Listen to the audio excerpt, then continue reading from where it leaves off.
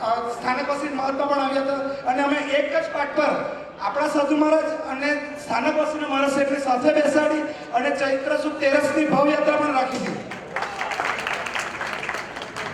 અને પર્યુષણમાં આ વર્ષે અમારા ગામનું છે 50 ઘર છે એટલે આ વર્ષના પર્યુષણમાં મહત્વનો સંઘ નથી મળતો એટલા માટે વિહાર ગ્રુપના દરેક ભાઈઓએ પર્યુષણના 15 દિવસ આગળથી સાંસ્કૃતિક કાર્યક્રમની આખી ઝાંખી બનાવી અને પર્યુષણના 8 દિવસ અલગ અલગ વિવિધ પ્રકારના પ્રોગ્રામો લઈ અને વિહાર સેવા ગ્રુપનું પણ આપણે એક નામ રાખ્યું હતું એની અંદર.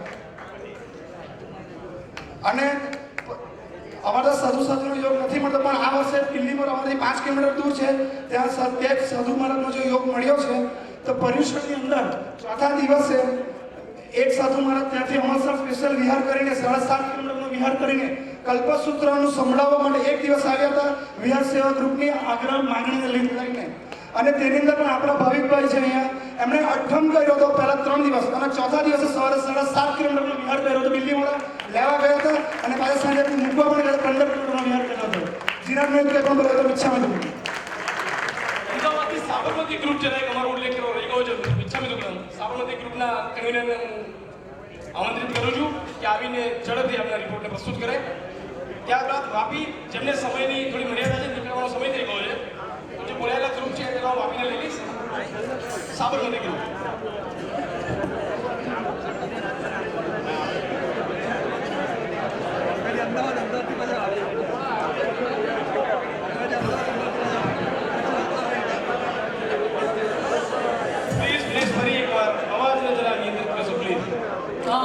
એક સાબરમતીની વિશેષતા કહેવાય કે બધી જગ્યાએ છે ને એક ઉપાશ્રય હોય, 2 ઉપાશ્રય હોય, 3 ઉપાશ્રય હોય. અમારે તો એવું છે કે સાધુ ભગવંતના 3 ઉપાશ્રય અને સાધ્વીજી ભગવંતના 45 ઉપાશ્રય છે. બીજા નંબરમાં એવું છે કે કેટલાક જણે કીધું કે અમારું તો બિહારનું સૌભાગ્ય જ નથી, અમને તો આટલા જ ઓછા બિહાર મળે, પણ અમારે સાબરમતીનું એટલું જબરજસ્ત પુણ્ય છે ને કે દિવસ ઉગે નહીં ને ત્યાં 2 વિહાર 3 વિહાર. અમારે એવું છે કે એક દિવસમાં અમે 4 વિહાર એક સાથે કર્યા છે. એક દિવસમાં એવા 3 વિહાર એક દિવસમાં 2 વખત કર્યા છે. અને પ્લસ એવું થયું કે એક વખત છે ને સાધુ ભગવાન અને એમનો વિહાર હતો એક વ્હીલચેર વાળા આપણે એક સાયકલ ચલાવવા વાળાને બોલાયા હતા. સાબરમતીથી શેરધાનો લગભગ 22 કિલોમીટરનો વિહાર હતો.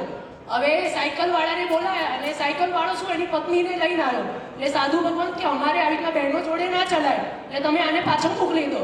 લોડો સાયકલ વાળો કે સાહેબજી તમારે અમને લઈ જવા સાયકલ ચલાવવા તો આ બહેનને સાથે લઈ જ જવા પડશે. એટલે આપણા જૈન મુનિ ભગવાન સાધુ ભગવાન હતા એટલે એમને ના પાડી કે તમે જતા રહો. હવે એ સામાન એવો હતો કે એના સાહેબજી પહોંચે ને એ પહેલાં પહોંચાડવો જ પડે એવો હતો. તો અમારા જે શ્રમણો પાસક છે ને એ પોતે 22 કિલોમીટર સુધી જેણે પોતાની જિંદગીમાં 5, 6, 7, 8 કે 9 કે 10 વર્ષ સુધી સાયકલ ચલાવી હશે, 11મા વર્ષે એક્ટિવા હાથમાં આવ્યું પછી સાયકલ જિંદગીમાં ચલાવી નથી. ફર્સ્ટ ટાઈમ 11 વર્ષ પછી એણે 22 કિલોમીટરનો વિહાર સાયકલ ચલાવીને સાહેબજી જોડે કર્યો. અને ખાસ એવું કહેવાય કે લાંબા વિહાર હોય 21 કિલોમીટર 22 કિલોમીટરના તો કાર્યકર્તા એટલા ઉત્સાહથી ને બધું જ કરે. એમ કહેવાય કે પહેલું વર્ષ હતું 45 ઉપાશ્રય હતા એટલે એક બહુ મોટું ચેલેન્જ ભર્યું કામ હતું પણ દેવગુરુની કૃપાથી બધું જ સારું થઈ ગયું. અને અમારે એવું હતું કે સાબરમતીથી કાંઈ પણ જાય ને તો એક સ્ટોપ સુધી જવાનું. લગભગ 127 વિહાર થયા. એમાં શ્રમણી ભગવંતના 32 વિહાર, શ્રમણ ભગવંતના 32 વિહાર, શ્રમણી ભગવંતના 95 અને કુલ 1096 કિલોમીટરની વિહાર થયું. ઠાણા 641 અને બિહારમાં ગયેલા શ્રમણો પાસકો 392.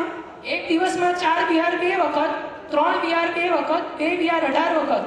સાબરમતીથી શેરધા છેક લાંબા વિહાર, સમદાદથી પરિમલ ગાર્ડન, સાબરમતીથી કૃષ્ણનગર, અડાલજ, પાલડી અને બધી જ જગ્યાએ ગયા. લગભગ સાબરમતીથી માંડીને અલગ અલગ 43 સ્થળોએ અમે વિહાર કર્યા છે. એટલે અમારા ગ્રુપ માટે બહુ સારું કહેવાય. પહેલું વર્ષ હતું એટલે બહુ ઓછું કહેવાય. બાકી આ 127ની જગ્યાએ 1270 વિહાર આવતા વર્ષે ચોક્કસ હશે, ખાતરી આપો.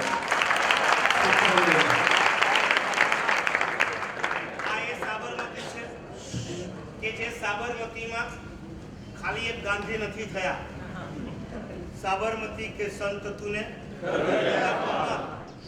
लेकिन साबरमती के ग्रुप तूने बस दिया कमाल. ये क्यारे बोला से करी बोलेलू करी बतावशे त्यारे. तो साबरमतीना भाग्यशाળી અત્યારે આપણી સામે ઉપસ્થિત છે.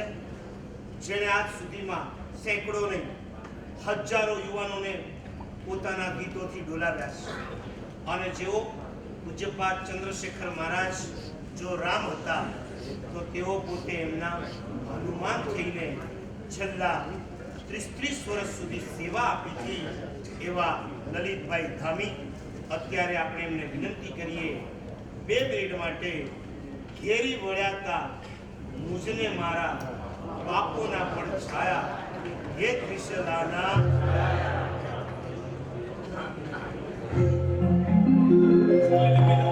જોરદાર તાળીઓથી સ્વાગત કરશું. ચલો ગીત એ મારો પ્રિય વિષય છે અને ભક્તિ એ મારા હૃદયની અંદર વણાયેલી એક જબરજસ્ત ગુરુદેવ દ્વારા પરંપરા પેલું જેને કેવું ગૂંચળું વળી ગયું હોય એવી એક હૃદયની સાથે વણાયેલી એવી હૃદયની અંદરથી ઉત્પન્ન થતી ભક્તિ છે. ચાલો સરસ 2 મિનિટ લઈ લો પછી કંઈક સાહેબ મને બીજું કહેશે તો હું બીજું પણ લઈશ.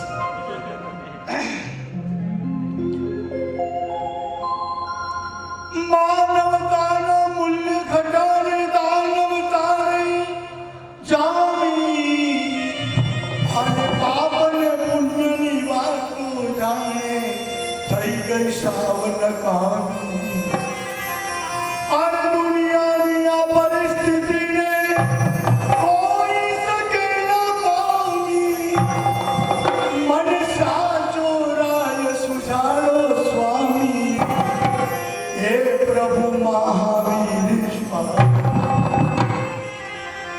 ઘેર બના છે મુજને મારા ઘેર બના છે મુજને મારા પાપોના પડછાયા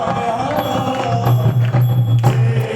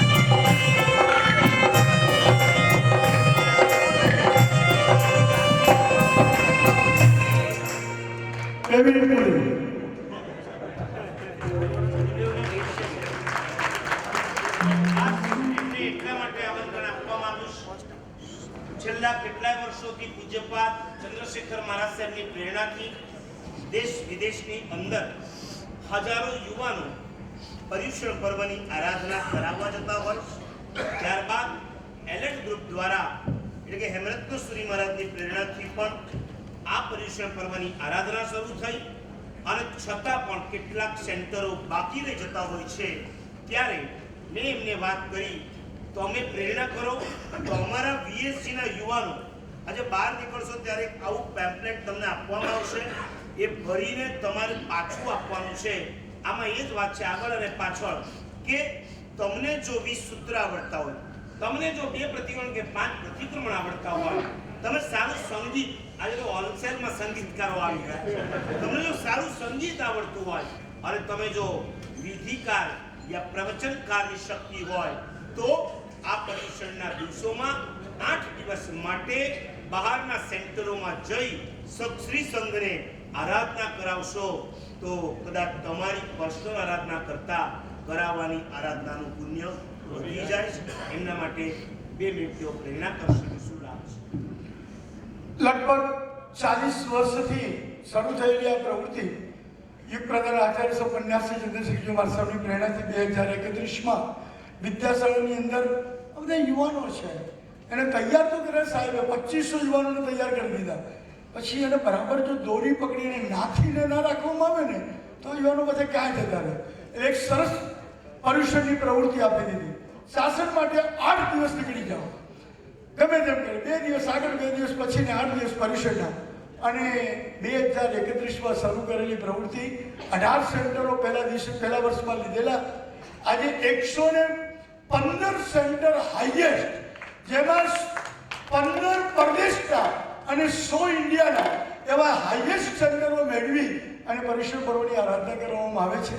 તપોવનના બાળકો, ભૂતપૂર્વ તપોવની, વીર સૈનિકો, આ હું તો મારી વાત કરું છું, મારા એલેટ ગ્રુપના યુવાનો અને ભિવંડીના પાર્સલના બાળકો, આવા અનેક ગ્રુપો દ્વારા આ આરાધના કરવા.